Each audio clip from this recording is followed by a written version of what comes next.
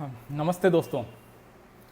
मेरे ख्याल से आप लोग मेरी आवाज़ ठीक ठीक सुन पा रहे हैं। एक बार आप में से अगर कोई रिस्पॉन्ड करे तो फिर हम लोग बातचीत आगे बढ़ाएं।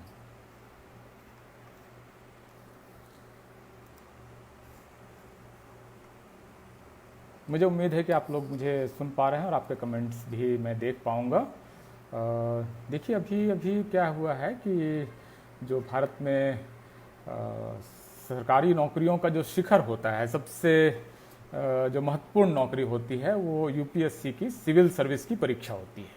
इसके जरिए भारत में ब्यूरोक्रेसी का चयन होता है और वो जो ब्यूरोक्रेट हैं वो बहुत शुरुआती दौर से ही बहुत ऊपर के पोजीशंस पे होते हैं और धीरे धीरे वो पूरे देश को चलाने वाली जो नौकरशाही है, ब्यूरोक्रेसी है, उसका निर्माण इसी परीक्षा से होता है। और इस परीक्षा का जो संचालन है वो यूनियन पब्लिक सर्विस कमीशन करती है। हर साल इसमें बड़ी संख्या में ऑफिसर्स नियुक्त किए जाते हैं, जो दूसरी नियुक्ति होते होते कलेक्टर बन जाते हैं, फिर आप देखेंगे वो कमिश्नर बन जाते हैं, एसपी, डीएसपी, अलग अलग स्ट्रीम में वो अलग अलग पोजीशंस पे चलते हैं। तो एक तरह से इस देश को दो जो बड़े इंस्टीट्यूशंस चला रहे हैं, उसमें एक इंस्टीट्यूशन जो है वो पॉलिटिकल पार्टीज हैं, पॉलिटिकल फोर्सेज हैं, और दूसरी जो बड़ी इंस्टीट्यूशन है वो ब्यूरोक्रेसी है जो इस देश को चलाती है। तो इसका ताज़ा रिजल्ट आया है अभी अभी।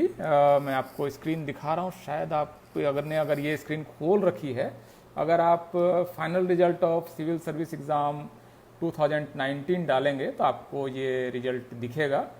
पीआईबी की वेबसाइट पर है, ये सारा रिजल्ट आपके पास है। और मैं आपसे बल्कि रिक्वेस्ट करूँगा कि आप यूपीएससी फाइनल रिजल्ट पीआईबी करके आप इस विंडो को खोल लीजिए, ताकि आपको अंदाज़ा लगे कि ये किस बारे में मैं आपसे बात कर रहा हूँ।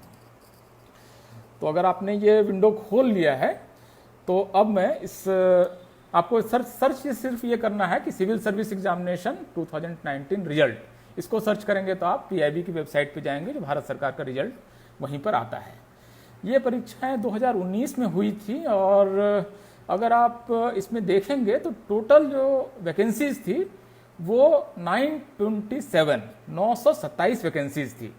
इसमें IAS 180, Indian foreign service 24, Indian police service मतलब IPS 150, central service group A के 438 पोस्ट और ग्रुप बी के 135 पोस्ट, मतलब कुल मिलाकर 987 पोस्ट के लिए ये परीक्षा हुई थी। मतलब 927 ऑफिसर्स इस परीक्षा के जरिए चुने जाने थे। फिर से मैं बता रहा हूँ, आईएएस इसमें 180, Indian foreign service 24, Indian police service 150, central service group ए 438 और ग्रुप बी सर्विस 135। इतने ऑफिसर्स का इसमें टोटल सिलेक्शन होना था। अब इसमें से आपको मैं फिर से ये दिखाता हूँ। इसमें अगर आप देखेंगे, शायद आप देख पाएंगे इसमें, तो आप पाएंगे कि टोटल 397 पोस्ट जो हैं वो जनरल कैटेगरी के लिए हैं, मतलब ओपन पोस्ट हैं। इकोनॉमिकली वीकर सेक्शन जो इस बार से शुरू हुआ है 83 पोस्ट, ओबीसी के 251 पोस्ट, शेड्यूल्ड कास्ट के 129 पोस्ट और शेड्यूल्ड ट्राइब के 67 पोस्ट। ये टोटल इतनी नियुक्तियां इस साल होनी है। तो इतनी नियुक्तियां अगर होनी है तो इसके हिसाब से आप कह सकते हैं कि इतने का रिजल्ट आया होगा, 927 लोगों का रिजल्ट आया होगा। अब मैं आपको इनका रिजल्ट दिखाता हूँ। टोटल जो रिजल्ट है वो आप खोल कर देखिए, फाइनल रिजल्ट जो है। तो इसमें सबसे पहले नंबर पर जो टॉप पोजीशन है इस सिविल सर्विस में इस साल जो पास किया है वो प्रदीप सिंह है, फिर जतिन किशोर हैं, फिर प्रतिभा वर्मा है, फिर हिमांशु जैन है, फिर जयदेव सीएस हैं, फिर विशाखा यादव हैं। और इस तरह से करते करते अगर आप उसके रिजल्ट के छठे पेज पे जाएंगे तो आपको दिखेगा कि कुल मिलाकर 829 ऑफिसर्स का चयन हुआ है। सुनील कुमार लास्ट आखिरी कैंडिडेट जो हैं वो सुनील कुमार हैं। ये आप फिर से देख सकते हैं, मैंने आपके सामने ये विंडो फिर खोल रखा है। 829 टोटल, और इसके बाद कंक्लूडेड लिखा हुआ है। इसका मतलब कि 829 अफसर्स की लिस्ट यूपीएससी ने जारी की है। Union Public Service commission, new Delhi 69, 4 अगस्त 2020 ये रिजल्ट आपका जारी हुआ है। अब आप कहेंगे कि अगर टोटल 927 अफसरों का सिलेक्शन होना है, विज्ञापन अगर 927 ऑफिसर्स का जारी किया गया है, तो ऐसी हालत में 927 ऑफिसर्स का टोटल सिलेक्शन होना है और आपका रिजल्ट आ रहा है 829 लोगों का। ये क्या है? मतलब अगर पता नहीं, शायद इसको आप रिवर्स में देख रहे होंगे, लेकिन जो भी, मतलब ये कुल मिलाकर आपको बहुत सारे ऑफिसर्स का गैप मिल रहा है कि 927 अफसरों की नियुक्ति होनी है और 829 का रिजल्ट देना है। ये आप अगर रिजल्ट देखेंगे, आप लोगों से मैंने रिक्वेस्ट किया था कि आप सरकारी साइट पर जाकर रिजल्ट खोल कर रखें इस बीच में, ताकि आपको इसकी सारी जानकारी बिल्कुल ऑथेंटिक तरीके से, मैं कोई जानकारी ऐसी नहीं दे रहा हूँ जो भारत सरकार की वेबसाइट पर अवेलेबल नहीं है। जैसे ये बता रहे हैं, जैसे मैं पढ़ रहा हूँ प्रेस रिलीज भारत सरकार की, based on the results of the written part of civil service examination 2090 held by the Union Public Service Commission in September 29 and the interviews for personality test following is the order of merit for IAS, IFS, IPS and Central Service Group A and B officers। अब इसका point 2 है, a total number of 829 candidates have been recommended for appointments as per following breakups। अब ये 829 लोगों की list उन्होंने जारी कर दी कि आप 829 अफसरों की नियुक्ति कर लीजिए। इसमें 304 अफसर जनरल कैटेगरी के हैं, ईडब्ल्यूएस के 78 अफसर हैं, ओबीसी के 251, शेड्यूल्ड कास्ट के 129 और एसटी के 67। मुझे उम्मीद है कि आप सारे लोगों ने भारत सरकार की वेबसाइट इस समय खोल रखी होगी, यूपीएससी या पीआईबी या कहीं पर भी भारत सरकार की वेबसाइट से मेरे ख्याल से आप इस समय रिजल्ट देख रहे होंगे। और मैं जो कह रहा हूँ वो ऑथेंटिक है, इसके बारे में आप देख सकते हैं, कोई भी इस टैग को खोल सकता है, खोल के देख सकता है। मतलब कुछ भी ऐसा मैं नहीं बोल रहा हूँ जो कि भारत सरकार नहीं बोल रही है। तो अगर 927 अफसरों की नियुक्ति होनी है और 829 का रिजल्ट दिया गया है, तो बाकी क्या हुआ? बाकी अफसरों की लिस्ट कहाँ है? मतलब ये टुल मिलाकर डेफिसिट जो है वो 927 में से आप घटा दीजिए 829, तो टोटल 927 में से 829 घटाएंगे तो 98 ऑफिसर्स फिर कहाँ गए? ये कहाँ पर है? अब इसके बारे में क्लैरिफिकेशन यूपीएससी दे रहा है। इस क्लैरिफिकेशन को आप फिर भारत सरकार की वेबसाइट में आपको दिखा रहा हूं। इसमें क्या लिखा हुआ है? In accordance with rule 16(4) and 5 of the civil service examination rule 2019, the commission is maintaining a consolidated reserve list of candidate as under general 19, EWS 9, OBC 71, SC 8, ST 7, total 182 candidate की इन्होंने एक रिजर्व लिस्ट जारी कर दी है। Total result ये नहीं दे रहे हैं एक मुश्त, एक साथ ये सारा रिजल्ट नहीं दे रहे हैं। ये टोटल 182 लोगों का रिजल्ट इन्होंने रोक रखा है। यहीं पर दरअसल पेंच है, यहीं पर बहुत बड़ा एक खेल हुआ है।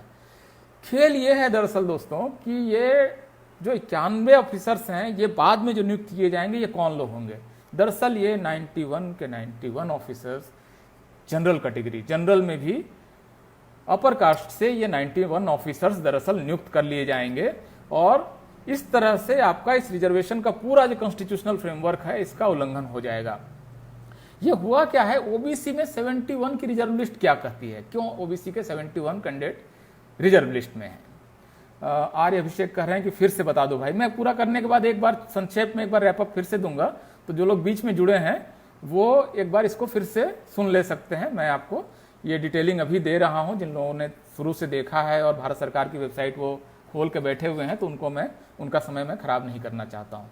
दरअसल हुआ ये है कि ये जो कैंडिडेट हैं, ओबीसी के 71, शेड्यूल्ड कास्ट के 8 और सिविल ट्राइब के 3 और ईडब्ल्यूएस के 9, ये वो कैंडिडेट हैं जो जनरल मेरिट लिस्ट में आ गए हैं।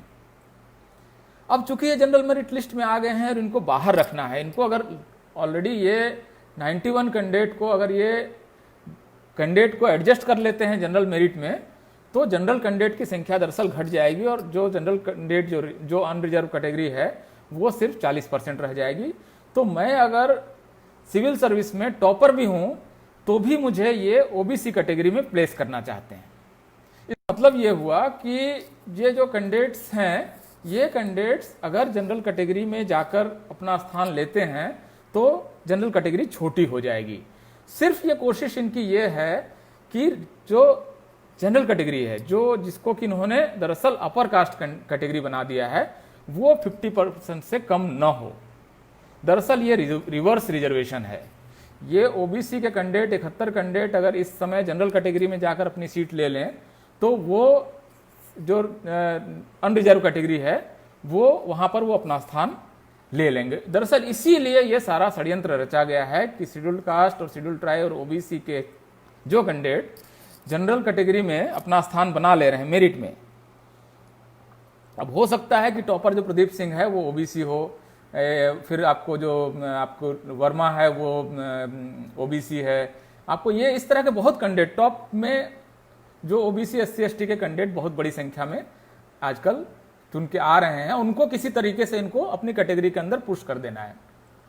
तो ये जो भारत सरकार कह रही है कि आर्टिकल रूल 16(4) और 16(5) ऑफ सिविल सर्विस एग्जामिनेशन, वो ये कह रहा है कि आप अगर अपनी कैटेगरी में रहेंगे तो आपको अब ये जो कैटेगरी के बाद इनको अपना जो सर्विस चुनना है, यहां पर वो कह रहे हैं कि अगर आपको आईएएस बनना है तो आप अपनी कैटेगरी के अंदर रहिए ताकि आपकी मेरिट लिस्ट ऊपर रहे। जैसे एक कैंडिडेट हो सकता है कि ओबीसी कैटेगरी में उसका जो रैंक है वो ओबीसी रैंक जो है वो 20 हो, लेकिन वो अगर जनरल लिस्ट में जाएगा तो उसकी रैंक हो सकता है कि 225 हो, तो 225 के साथ उसको आईएएस नहीं मिलेगा। तो सरकार ये कह रही है कि आप अपनी कैटेगरी के अंदर रहिए, तब हम आपको आपकी पसंद की सर्विस देंगे। तो ये जो खेल है कि आपको अपनी सर्विस पसंद की चाहिए तो आप अपनी कैटेगरी में जाइए, और अपनी कैटेगरी में जाते ही वो जगह जो है वो अनरिजर्व कैटेगरी का एक कैंडिडेट जाकर ले लेता है। तो इस तरह से ओबीसी, एससी और एसटी के कैंडिडेट के साथ बहुत बड़ी हकमारी हो रही है, बहुत बड़ा अन्याय हो रहा है। और एक आईएएस अफसर की आप कीमत समझते हैं, वो अपनी दूसरी सर्विस में कलेक्टर बन जाता है और वो करोड़ों रुपए का बजट और हजारों नौकरियां इधर से उधर करने की हैसियत में पहुंच जाता है। तो एक एक पोजीशन जहां इतनी महत्वपूर्ण है, वहां 71 पोजीशन ओबीसी की, 8 पोजीशन शेड्यूल्ड कास्ट की और शेड्यूल्ड ट्राइब की 3 पोजीशन। मुझे लग रहा है कि आप ये सारे नंबर भारत सरकार की वेबसाइट पर इस समय देख पा रहे होंगे, कृपया उसको आप देखिए, सिविल सर्विस रिजल्ट इस बार का देखिए। तो ये कैंडिडेट को किसी तरह से कोशिश है कि अपनी कैटेगरी के अंदर रहो ताकि आप जो जनरल मेरिट है वहां पर आप अपना स्थान न लें, इसकी पूरी कोशिश है। और इस वजह से ये इतना बड़ा षड्यंत्र भारत में हो रहा है इतने पढ़े लिखे लोगों के साथ। सिविल सर्विस में जो जा रहे हैं जाहिर है कि बहुत पढ़े लिखे समझदार लोग हैं, वो जो कोचिंग कर रहे होंगे वहाँ उनको टीचर्स बता रहे होंगे कि ये क्या हो रहा है। तो ये हर साल अगर भारत सरकार इस तरह से लगातार ओबीसी और एससी और एसटी के कैंडिडेट्स को कहेगी कि आपको अच्छी सर्विस चाहिए तो अपनी कैटेगरी में जाइए, तो ये कितना बड़ा एक अन्याय हो रहा है। और ऐसे अन्याय को दरअसल छिपाने के लिए ही इस तरह के भावनात्मक मुद्दे उछाले जाते हैं। मंदिर का मुद्दा होगा, कभी आपको कुछ भी अनाप शनाप गाय का मुद्दा होगा, जिससे आपकी नौकरी का कोई लेना देना नहीं है, जिससे आपके रोजगार का कोई लेना देना नहीं, आपके करियर का कोई लेना देना नहीं। इस तरह के मुद्दों को दबाए रखने के लिए दरअसल इस तरह के सवाल उठते हैं। और इसके पीछे इस तरह का जब भी कोई मुद्दा उठे, आप गौर से देखिए और क्या हो रहा होगा। जब ऐसा ही कोई मुद्दा उठेगा तो अचानक से रेलवे का निजीकरण कभी हो जाएगा, अचानक ऐसा ही कोई मुद्दा होगा उसमें लेटरल एंट्री से 400 नियुक्तियां कर दी जाएंगी जिसमें कोई रिजर्वेशन नहीं होगा, कोई मेरिट भी नहीं होगा, मनमाने तरीके से आपको उस तरह से मतलब आपके सवालों को पीछे कर दिया जा रहा है। कुल मिलाकर ये षड्यंत्र यही है। और मेरे ख्याल से आप लोग इस रिजल्ट को बहुत गौर से पढ़िए कि क्यों 927 का विज्ञापन आता है और रिजल्ट 829 का क्यों दिया जाता है। आप किसी से भी जाकर पूछिए कि सिविल सर्विस की परीक्षा देने वाले किसी भी कैंडिडेट से पूछिए कि भाई आपने जब परीक्षा दी थी तब 927 का विज्ञापन आया और आपका रिजल्ट 829 का क्यों आया, और ये 182 लोगों का रिजल्ट रोक क्यों लिया गया, और सरकार ये क्यों नहीं बताती है कि 182 लोग कौन है, इसका भी रिजल्ट दे दें ताकि हमें पता चले कि आखिर कौन फाइनल लिस्ट में आ रहा है, फाइनल लिस्ट में किस तरह से लोग आ रहे हैं। एक एक ऑफिसर की जहां पर इतनी बड़ी हैसियत है, इतनी बड़ी औकात है, वहां पर अगर इस साल जैसे 71 ओबीसी, एससी के 8 और एसटी के 3, मतलब 71 और 11, 82 आईएएस, आईपीएस और आईएफएस ऑफिसर और क्लास 1 के ऑफिसर नहीं बन पाए हैं। ये कितना बड़ा अन्याय है आप समझ सकते हैं। मतलब एक आईएएस ऑफिसर्स की क्या ताकत होती है, इससे आप नहीं समझ रहे होंगे, ऐसा नहीं है। तो ये मेरिट के नाम पर एक बहुत बड़ा षड्यंत्र हो रहा है। मेरिट में जो एससी एसटी ओबीसी कैंडिडेट चुन के आ रहे हैं उनको किसी तरह से पुश कर दिया जा रहा है कि आप जाइए, आप अपने कैटेगरी में जाइए, तब हम आपको अच्छी सर्विस देंगे। क्यों आप ऐसा क्यों नहीं कहते हैं कि सारी जो एससी एसटी ओबीसी के कैंडिडेट हैं, जनरल मेरिट है, ईडब्ल्यूएस है, उसके हिसाब से आप आईएएस, आईपीएस, आईएफएस की पहली लिस्ट क्यों नहीं बना दे रहे हैं? आपकी कोशिश ये क्यों है कि वो अपनी कैटेगरी में जाए ताकि अपनी कैटेगरी की सीट ले, और जो ओपन कैटेगरी है उसमें अपनी सीट न ले, ये इतना बड़ा षड्यंत्र हो रहा है। दरअसल अब ये है कि आप इस ऐसी स्थिति में क्या कर सकते हैं। देखिए, आपको सबसे पहले तो आपको इन षड्यंत्रों को समझना पड़ेगा। ये षड्यंत्र काल है, सीधे सीधे कोई लड़ाई नहीं होगी। आपको सीधे सीधे कोई नहीं कहेगा कि आपका रिजर्वेशन खत्म किया जा रहा है। ये कहने की आज की तारीख में किसी की हिम्मत नहीं है। जो रिजर्वेशन खत्म कर रहा होगा वो कहेगा कि मेरी लाश पर ही रिजर्वेशन खत्म किया जा सकता है। जो लेटरल एंट्री के जरिए हर साल बड़ी संख्या में बगैर रिजर्वेशन के नौकरियां दे रहा है, वही आदमी ये कह रहा है कि मेरी डेड बॉडी पर ही आप रिजर्वेशन खत्म कर सकते हैं और रिजर्वेशन और संविधान के लिए तो मैं अपनी जान दे दूंगा। तो ये इस तरह से आपको षड्यंत्रों के जरिए ही आपसे निपटा जा सकता है। भारत की 85% आबादी को सीधे लड़ाई में कोई हरा नहीं सकता है। उनकी हार होनी है तो षड्यंत्रों के जरिए होनी है। आपके अपने ही लोगों को उस षड्यंत्र में हिस्सेदार बनाकर होना है। SC ST OBC के ही कुछ नेताओं को लालच देकर अपने साथ रखकर ये षड्यंत्र होना है। पहला हमारा दायित्व ये है कि इस तरह के षड्यंत्रों को समझें। रिजल्ट का हमेशा अच्छे से अध्ययन कीजिए कि हुआ क्या है। विज्ञापन को गौर से पढ़िए कि क्या हुआ है, कितने का विज्ञापन है, कितने रिजर्वेशन है, हो क्या रहा है। इस चीज को बहुत अच्छे से समझने के बाद ही आपको समझ में आएगा कि क्यों विज्ञापन 927 का आता है, क्यों रिजल्ट 829 का होता है, क्यों एक रिजर्व लिस्ट बना दी जाती है कि बाद में इसके बारे में फैसला होगा, और बाद में क्या फैसला होता है इसकी कभी घोषणा नहीं होती है। ये चुपके से होता है। ये जो आपको 182 लोगों की लिस्ट है, जिसमें से 91 जनरल, EWS 9, OBC 71, SC 8 और ST 3 है, इसका अगर आप रिजल्ट इस समय RTI से मांगने जाएं कि इनका रिजल्ट दीजिए, तो आपको RTI का तो 15 दिन के अंदर में आपका नतीजा आ जाएगा। आप RTI डाल के देखिए, UPSC में डालिए और DOPT में डालिए कि भाई हम ये जो आप जिनके रिजल्ट नहीं दे रहे हैं उसके आप हमको उसके बारे में उनका ब्यौरा दीजिए, उनका नाम बताइए। तो आपको ये ब्यौरा कतई नहीं दिया जाएगा। इसको हमेशा कॉन्फिडेंशियल रखा जाएगा। वो कहेंगे कि रिजल्ट की जो प्रक्रिया है वो कॉन्फिडेंशियल है, सिर्फ रिजल्ट जो है वो RTI के दायरे में है। तो रिजल्ट अगर आप नहीं बताएंगे तो हमें कैसे पता चलेगा कि आप ये 98 लोग कैसे नियुक्त कर रहे हैं। तो ये इतना बड़ा षड्यंत्र इस देश के सबसे पढ़े लिखे लोगों के साथ हो रहा है, और इसके बारे में हमारी जागृति की जो कमी है, मेरे ख्याल से ये बहुत गंभीर चिंता का विषय है। और आप PL मीना कह रहे हैं घंटा बजाने में कुछ और मजा है। राकेश वर्मा कह रहे हैं कि बड़े आंदोलन की जरूरत है, क्योंकि सरकार कभी निजीकरण तो कभी लेटरल एंट्री के जरिए आरक्षण खत्म कर रही है। नहीं, ये सारी चिंताएं वाजिब है दोस्तों। ये ऐसा नहीं है कि इसमें हमें नहीं मालूम कि ये हो रहा है। हम में से किस, इवन आप मैट्रिक पास एक बच्चे से पूछिए कि लेटरल एंट्री में अगर नियुक्ति होगी तो आपका रिजर्वेशन कहाँ जाएगा। आप क्लेम ही नहीं कर सकते हैं। वो लेटरल एंट्री से नियुक्ति कर लेंगे, आप कुछ भी नहीं कर सकते हैं। आपको 9 अभी लेटरल एंट्री से ज्वाइंट सेक्रेटरी भर लिए गए जो ब्यूरोक्रेसी के टॉप के पोस्ट हैं, और 9 में से आपको सारे के सारे अपर कास्ट के कैंडिडेट भर लिए गए। आप क्या कर सकते हैं। तो आप मतलब ठीक है, मतलब और सरकार कहेगी कि आरक्षण पर कोई हमला बर्दाश्त नहीं किया जाएगा। मोदी जी घोषणा करेंगे कि मेरे जीते जी कोई आरक्षण पर हमला नहीं हो सकता है। तो ये जो सुब्रमण्यम स्वामी ने कहा था कि देखिए, भारत सरकार रिजर्वेशन खत्म करने की कभी कोई घोषणा नहीं करेगी। हम रिजर्वेशन को इतना कमजोर कर देंगे कि रिजर्वेशन बाद में कोई मांगेगा ही नहीं। मेरे ख्याल से यही रणनीति है, यही स्ट्रेटजी इस समय भारत सरकार अपना रही है। जैसे कि आपको पहले एक तो सिविल सर्विस में ऑफिसर्स की संख्या कम कर दी गई, लगातार 1200 के आसपास अफसर नियुक्त होते थे, इस साल 900 अफसर नियुक्त हो रहे हैं। तो ये सारा षड्यंत्र हो रहा है, और इसको लेकर मुझे लगता है कि बहुत जागृति की जरूरत है। सबसे पहले देखिए, लोकतंत्र है। अगर हम जागृत हैं और अपने लोगों को, पढ़े लिखे लोग हैं तो जाहिर है गांव तक के लोगों को हम उनको जागृत कर सकते हैं। ये क्षमता हमारे अंदर है। हम में से एक आदमी हजार लोगों तक सोशल मीडिया के जरिए पहुंचने की क्षमता रखता है।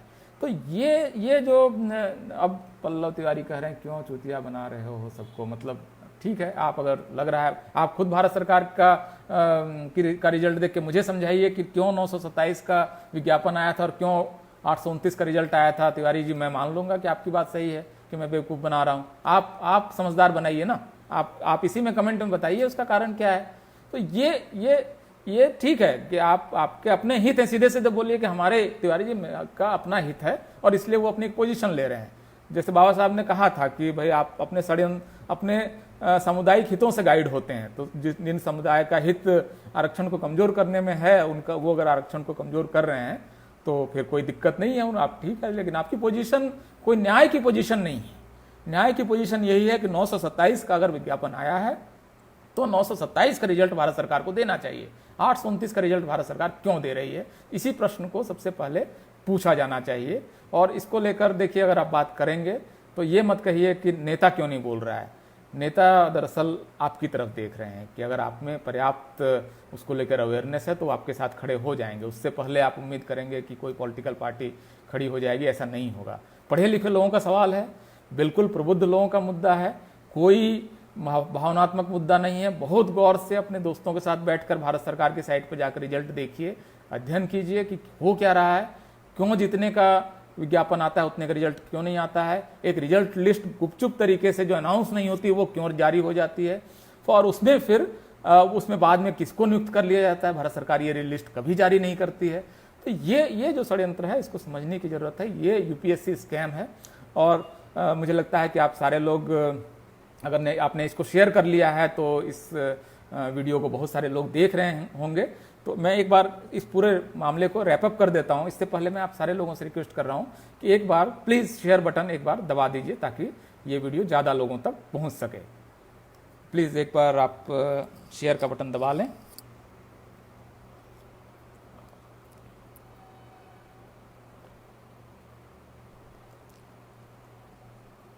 पूरे मामले को मैं 5 मिनट में फिर से रैपअप कर दूंगा कि ये पूरा मामला यूपीएससी स्कैम है क्या।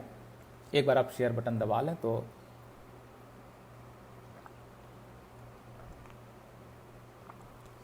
उम्मीद है कि आपने शेयर बटन दबा दिया होगा। मैं शुरू से शुरू कर रहा हूं, ठीक 5 मिनट के लिए मैं इसको रैपअप करूंगा। शेयर बटन दबाएं ताकि ज़्यादा से ज़्यादा लोगों तक पहुंच सके। कुछ नए और दोस्त जो यंग हैं, जो यूपीएससी की तैयारी कर रहे हैं, एटलीस्ट वो लोग इसको देख सकें, क्योंकि उनका करियर है। 5-5 साल 6-6 साल लोग तैयारी करते हैं और आखिरकार जब सरकार रिजल्ट देती है तो इतना बड़ा घोटाला कर देती है। देखिए हुआ क्या है इस साल, मतलब अभी जो रिजल्ट आया है 4 अगस्त को भारत सरकार ने रिजल्ट जारी किया है 12:56 पर। यह रिजल्ट जो है ये 2019 में हुई परीक्षा का है।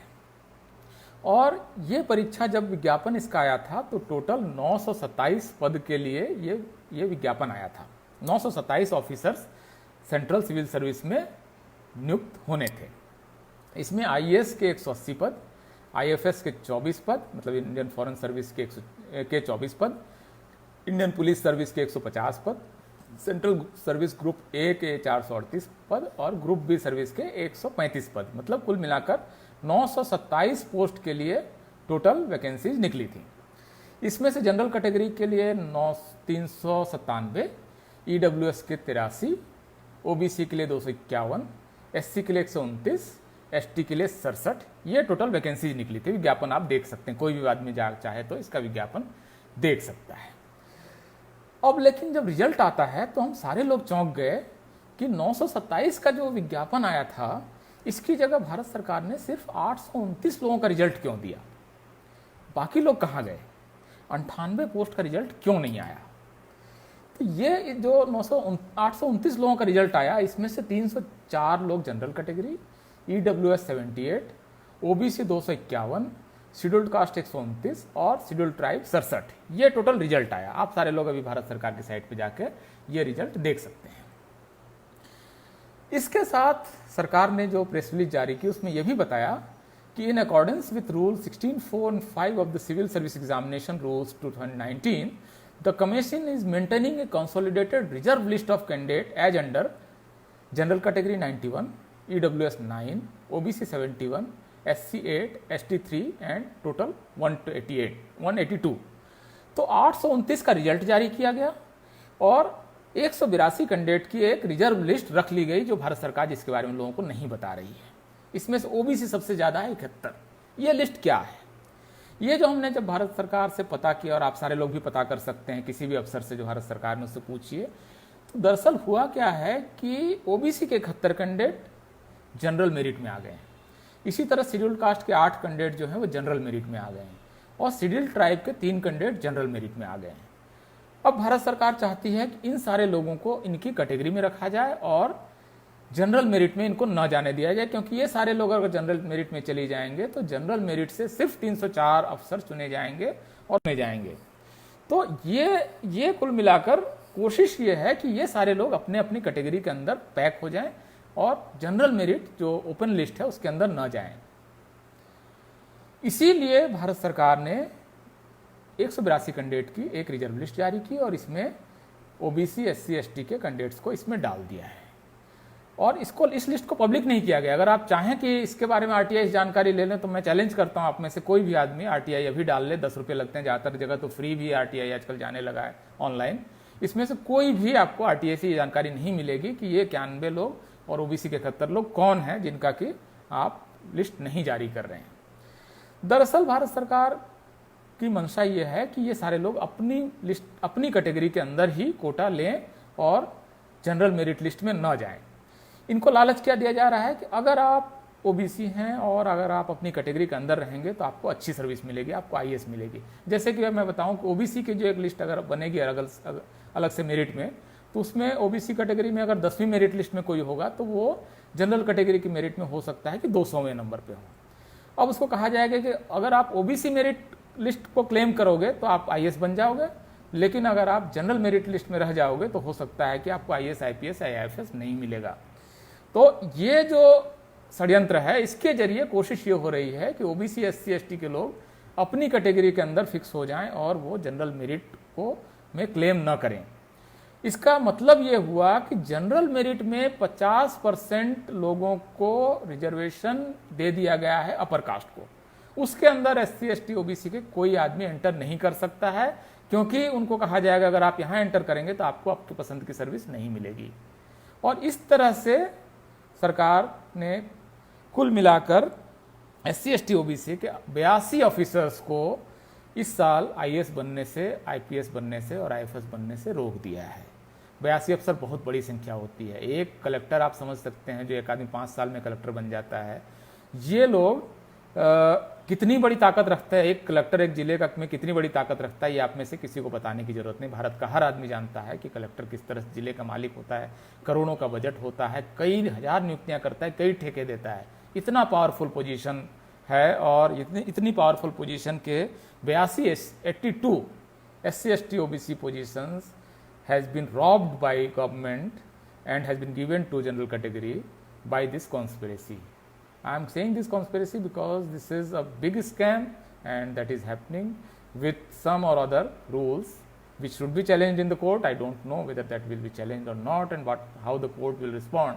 But still, आप अगर इसको आप देखें तो मतलब ये अगर ऐसा मामला है जिस पर कम से कम बात होनी चाहिए, और अगर संविधान में रिजर्वेशन का प्रावधान है तो आपको उसको लागू करना चाहिए, क्योंकि भारत सरकार का हर अधिकारी जो है, हर मंत्री और भारत सरकार का प्रधानमंत्री जो है उसने संविधान की शपथ ली है, और संविधान के अंदर यूपीएससी का जो एक्ट है वो संविधान से बना है। सिर्फ संविधान के अंदर एक संवैधानिक संस्था है, तो एक संवैधानिक संस्था अगर आरक्षण का उल्लंघन कर रही है तो ये बहुत बड़ी समस्या है, गंभीर समस्या है। मुझे लगता है कि इसको लेकर आपको बात करनी चाहिए। आप सारे लोग भारत सरकार की वेबसाइट पर जाकर इस रिजल्ट को देखें, इसका अध्ययन करें, वकीलों से बात करें, छात्रों से बात करें, कैंडिडेट से बात करें। अमित प्रसाद ये कहने कोई मतलब नहीं कि SC ST ओबीसी के लोग घंटा बजाने में लगे हुए हैं। जो लोग घंटा बजा रहे हैं वही लोग दरअसल इस देश में बड़ा बदलाव भी करते हैं। हो सकता है कि आज वो घंटा बजा रहे हों, लेकिन जो घंटा बजा रहा है वो जिंदगी भर घंटा बजाएगा ये मानने के लिए मेरे पास कम से कम कोई कारण नहीं है। इन्हीं लोगों ने इस देश में मंडल कमीशन भी लागू कराया है, रिजर्वेशन भी लागू कराया है और SC ST एक्ट भी बचाया है। तो घंटा ठीक है बजा रहे हैं, लेकिन घंटा हमेशा बजाते रहेंगे ऐसा भी नहीं है, मतलब कि वो घंटा बजाने के लिए पैदा नहीं हुए हैं। तो अपने हक और अधिकार के लिए और नौकरी का जब मामला आएगा तो निश्चित रूप से कई तरह के हमले हो रहे हैं। आप सही कह रहे हैं प्रवीण कुशवाहा जी, आपकी टिप्पणी भी देख रहा हूँ। राजीव मिश्रा इस तरह के गाली गलौज आपके संस्कार बता रहे हैं, आपने क्या ट्रेनिंग ली है संस्कृत में पता नहीं। आरक्षण विरोधी सरकार, आशीष कुमार यादव। देखिए इस बीच में लेटरल एंट्री के जरिए ओबीसी में क्रीमी लेयर की जो नियम है उसको बदल के सारे नौकरी पेशा ओबीसी के लोगों के बच्चों को आरक्षण से बाहर करने का षड्यंत्र है। निजीकरण के जरिए रेलवे और बैंक में बहुत बड़े पैमाने पर SC ST ओबीसी का रिजर्वेशन खत्म करने की कोशिश है। तो इतने सारे षड्यंत्र दरअसल एक साथ हो रहे हैं। ये कुल मिलाकर और हमें यहाँ फंसा दिया गया कि बस आप बचा लो, जो है आप आगे के लिए तो मांग करना इसमें भूल ही जाओ, आप बचा लो, बस जो दिया गया उसको हम लगातार कभी इधर मारेंगे कभी उधर मारेंगे, मतलब इतनी जगह से दर्द उठेगा कि आपको पता भी नहीं चलेगा कि कहाँ पर आपको ऑइंटमेंट और मलहम लगाना है। तो ये इतने तरफ से ये षड्यंत्र हो रहा है, मुझे मालूम है इसके बावजूद कि आप प्रबुद्ध लोग हैं, समझदार लोग हैं और आप समझते हैं कि ये पावर जो है वो ब्यूरोक्रेसी की क्या है। तो इस बारे में निश्चित रूप से हम लोगों को बात करनी चाहिए, पॉलिटिशियंस को चिट्ठी लिखें, ये रिजल्ट का जो भारत सरकार की वेबसाइट से इस रिजल्ट को निकाल कर इसको भेजें लोगों को, और इस बारे में आप में जागृति निश्चित रूप से है, तभी आपने 1000 से ज़्यादा लोग एक समय इस वीडियो को देख रहे हैं, तो जाहिर है कई लाख लोग फाइनली इस वीडियो को देखेंगे। तो ये सारा ये मामला मेरे ख्याल से बड़ा मामला होने वाला है, और इसको लेकर आप लोग ट्विटर पर भी यूपीएससी स्कैम नाम से एक ट्रेंड अब से थोड़ी देर में चलेगा, आप ट्विटर पर भी आएँ और वहाँ पर भी इसको चलाएं। SC/ST OBC के लिए जीवन मरण का प्रश्न है, और इसको आप गंभीरता से लेंगे, इस उम्मीद के साथ आप सबसे मैं विदा चाहता हूँ। जय भीम, जय फुले, जय मंडल।